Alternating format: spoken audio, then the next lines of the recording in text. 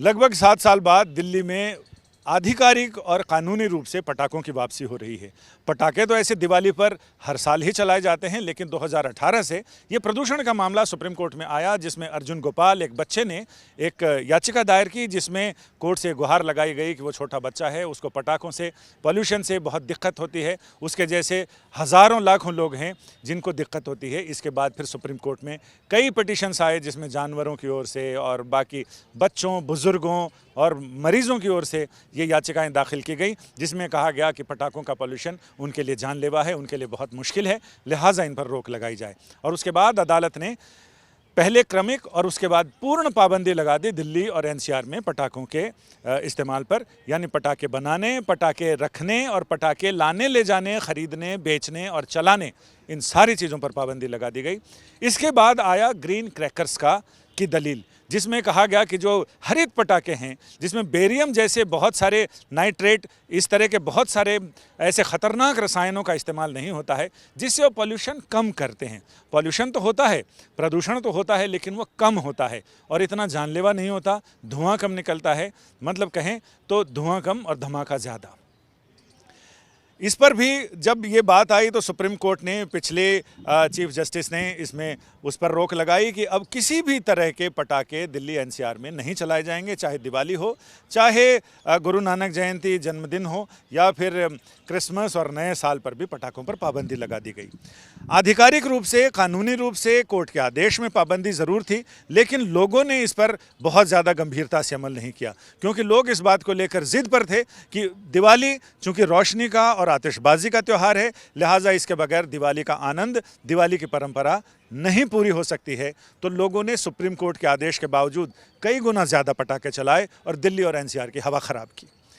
जैसे ही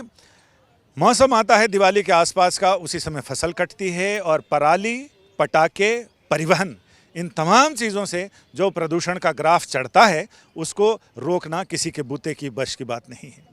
इसमें भी कोर्ट ने ये कहा कि कोर्ट में ये दलीलें दी गई कि पटाखों पर पाबंदी बेमानी है, क्योंकि सिर्फ पटाखों से ही प्रदूषण नहीं होता। और जिस समय ग्रैब 2, ग्रैब 3 लगाए गए, उस समय भी ये कहा गया कि परिवहन से कोई परेशानी नहीं है, ये तो पराली की वजह से है। अब इस बार पराली कहा जा रहा है कि पराली कम जलाई जा रही है, फिर भी प्रदूषण का ग्राफ उठता जा रहा है। अब सुप्रीम कोर्ट ने ये अपने आदेश में कहा है, जिसमें चीफ जस्टिस की अगुवाई वाली पीठ ने अपने आदेश में ये कहा है कि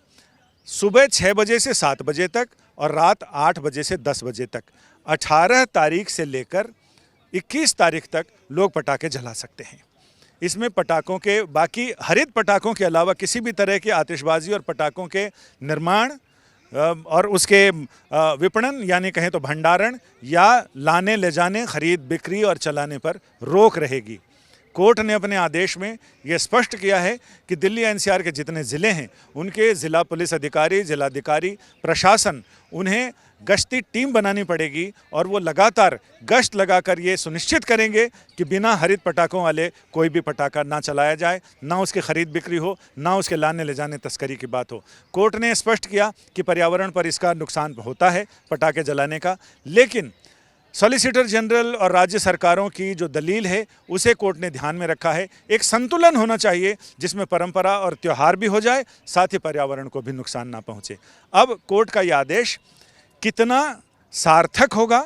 ये तो दिवाली की रात बताएगी, और कितना कारगर होगा, ये अगले दिन आने वाली पॉल्यूशन कंट्रोल बोर्ड की रिपोर्ट बताएगी। फिलहाल तो सभी लोगों को दिवाली मंगलमय हो, धमाकेदार हो, रोशनी वाली हो, सुख और समृद्धशाली हो। कैमरामैन संजीव कुमार के साथ संजय शर्मा, दिल्ली